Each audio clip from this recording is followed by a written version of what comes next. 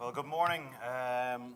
We finished there on opportunities, but I'm also going to take you through just some lovely, juicy statistics for you, Jim. So we're going to have some trade statistics, work through that, identify the real issues in terms of the land bridge, and we will be discussing that later, but I just want to give you some facts and figures around the realities. And I suppose my core about the presentation is these are the realities. Change is happening. But to finish up, there is opportunities, but they are challenging opportunities. So first of all, BIM has been doing a significant amount of work in terms of research, in terms of looking into interviews, talking to industry, and our research has taken us as far as interviewing Bagbus. And Bagbus has given us some enlightenment really on the situation with Brexit. Sorry, too fast. So we asked Bagbus what was the opinion about Britain leaving the EU, and I think this has probably been the most insightful analysis that I have seen so far. So in terms of that, they really are in a situation where do we go to next? So let's just look at some of the facts and figures, okay? Back to the trade stats, okay? This is UK's relationship with Europe. 70% of their seafood exports are going to the European Union. So really dependent on that trade relationship. We talked about fisheries this morning. You can just see how important that trade relationship is there. In terms of the European Union's trade situation back to the UK, 7%. So they're very, very dependent on that, and that's an important factor to consider. Worldwide, I think it's important to take them in the broader context just to see where their seafood exports are going. And first of all, they've developed significant markets in China, particularly for the shellfish and also for the salmon. So that's one very important market for the UK, but again, it's only representing 7%. They have developed the US market, and this has been driven by the salmon, demand for salmon in the US market, accounting for 12% there. If we again look at the same statistic, 70% going to the EU. Now, we are a very significant trading partner with the UK. We import a significant amount of seafood from them. In fact, we make up 9% of that trade for the EU trade. So let's just dive into that trade relationship we actually have with the UK.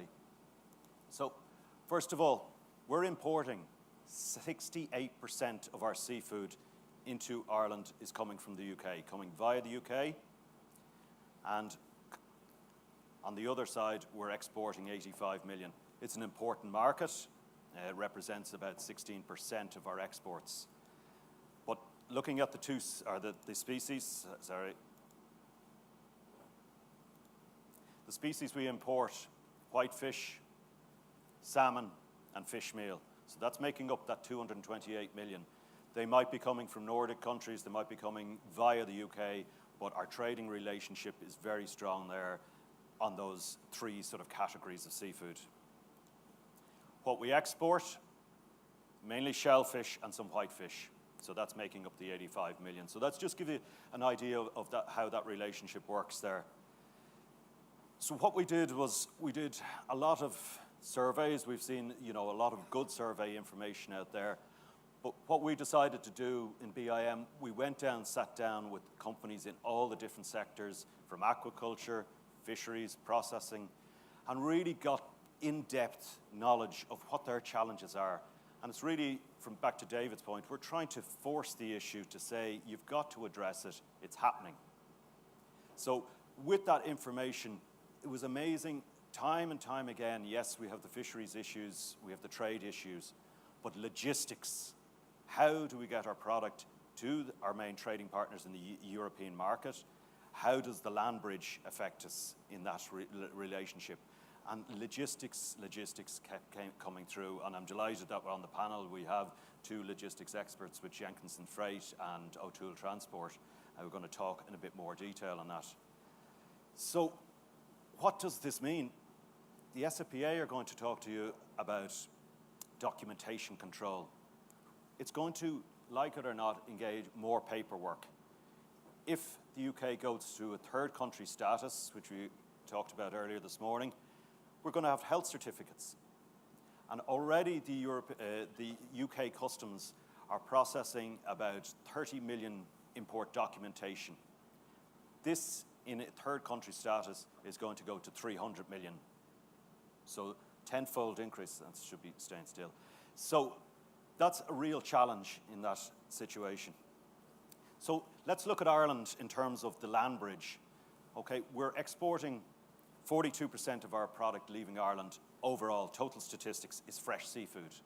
This is critical to get to the market on time.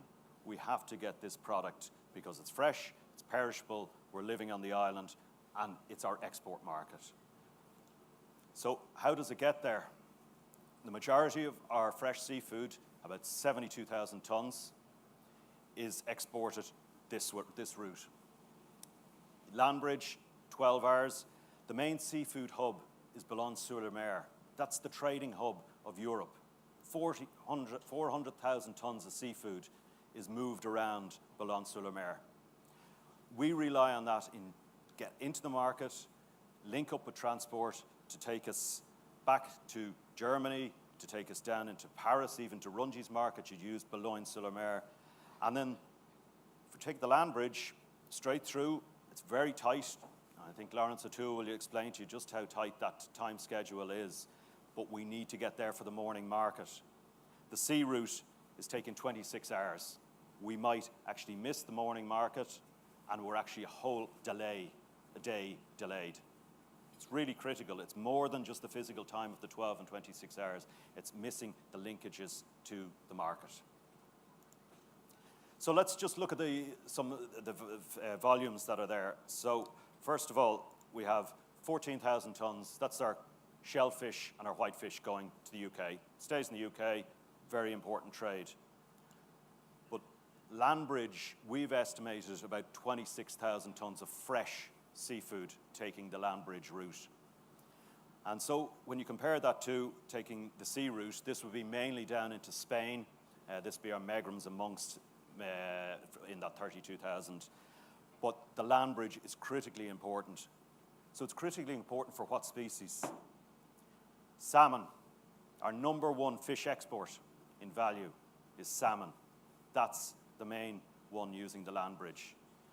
We have shellfish and pelagics. Mainly pelagics would be fresh mackerel, it could be fresh herring, okay, and some whitefish. So that just gives you an idea of the species breakdown and the critical link that land bridge is to us. So I'll just take you, that's the facts and figures, that's the reality, that's what we're dealing with. But more juicy statistics for Jim here. Let's just look at what's going on in China. 37% of global production of seafood and aquatic products there. Output is expected to shrink, and I think this is critically important. They are starting to control their fisheries. They're overfished, they're reducing the fishing. Also, they're processing, they're reducing their exports and starting to consume that product within the country itself. They're increasing their consumption of seafood. Great market opportunity, but a real challenge in how that supply is going to be met. And already, it's bigger than the European market. So real opportunity there. And the increase, what's market is growing, they're taking more than the European market, and 53% of the potential growth is going to come in that Chinese market. So this puts some stats on it, and in real life figures, you can just see the 2016, 2017 growth. We're up to about 9 billion. China's importing 9 billion worth of seafood. And the Canadians, and here's President Trudeau, not getting a tweet from Trump, but with Jack May of Alibaba. What the Canadians have done, they saw a real market opportunity for their live lobster. The live lobster was going to the United States market. That was the main export market. They have done an agreement with Alibaba. They can get from harvest to consumer in 3 days. So they're linking this e-commerce skill with fresh live product. They've grown their business of live lobster into China 400%. It now reaches 10,000 tons of live lobster going into the Chinese market, and it's continuing to grow. And looking at the Chinese situation, they're reciprocating this. The recent trade tariffs that were brought in by China to both the United States for their food industry, they didn't put any tariffs on lobster or live shellfish. So very interesting that they realize the demand for the product and that they need it. So looking at, I think the Irish exporters have done a fantastic job. You know, we have delighted to see the oysters, the crab actually being flown, making market growth. These figures are fantastic to see this growth in the market. And this is from a small country with low volumes that we have, and we've managed to carve out a high-end niche market. We're doing live crab. I think particularly the oyster story has been fantastic. We have managed to get brand names, Irish brand names, as the highest priced oyster in the Chinese market, out competing the French. It's a fantastic story, but it shows the demand is there, the opportunity is there. We've got to think differently. The oyster guys were selling bulk to France. They're now doing packaged material, air freighted out from Ireland. But it's only 4% the total, not just crab and oyster, everything. We're only 4% going to China. So there's a real opportunity there. And we've been looking at this opportunity in BIM. We are delighted to have got Crabtree Capital, and Mark Tierney is down here in the front to be on the panel later. Did an independent assessment of could we have an air freight seafood hub that could coordinate our sales of seafood into Asian and overseas markets. Could we really bring efficiencies? Could we attract buyers from China to say, yes, I can consolidate, I can get my crab, I can get my oysters, I can get my salmon, and I can get it immediately delivered in 12, 24-hour timeframes. This is possible. We're doing it, but we need to consolidate that. We need to work harder at it, and we're delighted that Jenkinson Freight, O'Toole Transport, they're seeing this opportunity. So we have a real opportunity in this country to bring the fresh, live product, the high-value product, in small parcels directly to an economy and a market that wants these products and is willing to pay the high price. So really, it's something we've got to focus on, something we've got to build on. We're at the early stages of that, but again, it's one of those market situations that we really have to capitalize on. So I'm just going to leave you slightly ahead of time because I'm going to know Jim would be delighted with that. But in summing up, yes, Brexit is a real challenge. It's a reality. It's happening. It's going to affect all of your businesses, like it or not. No matter what the scenario is, the change is there. And we have market opportunity.